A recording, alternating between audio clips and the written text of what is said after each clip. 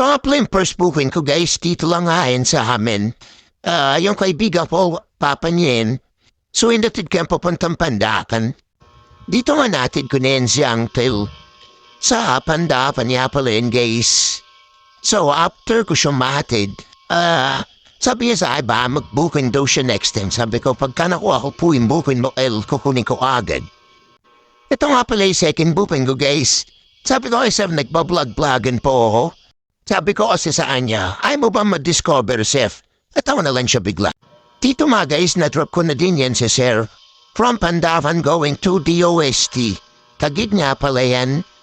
Then after nga nagpaalam na rin ako kay Sir kasi mo ang papasok na siya at mo ang late na siya niyan.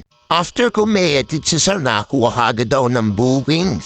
From FTI going to Pandavan nga pala yan guys. Pabalik kulit. After ng mahabang traffic case na yatid ko na yun sa Sir, then nagbigay nga pala siya ng tip dyan. Yung 250 na yan, ang pera niya lang talaga is nasa 180. So ginawa niya ng 250, maraming salamat bossing. Pagka-drop po nga pala ay Sir nakuha ko ng booking from Pandaan going to Purview ha, so ayan naman magpa-picture. Kaya nagtip na lang siya. Then nakakuha ka agad daw ng booking dyan guys. Foreigner nga pala ay pasero ko. Malapit lang naman yung traffic niyan, kaya pinikap ko kagad siya. Dito nga guys, narating na rin kami sa traffic. Kaya dali-dali na rin siyang bumaba kasi mukhang malilate na siya sa school niya. Daral pa lang kasi yan si Sir. After na mabang paghihintay na kuha itong buwing ni Sir from Fairview going to Manila, de pinikap ko na kagad-agad dyan si Sir.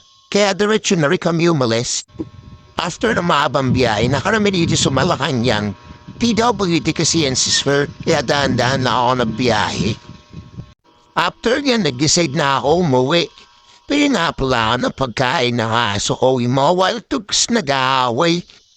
Kaya bumili na ako na pula para di na sila mag-aaway-aaway.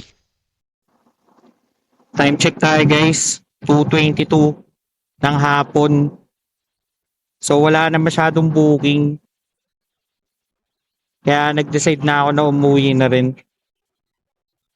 Sa mga nanonood nga pala ng video na to, maraming salamat guys.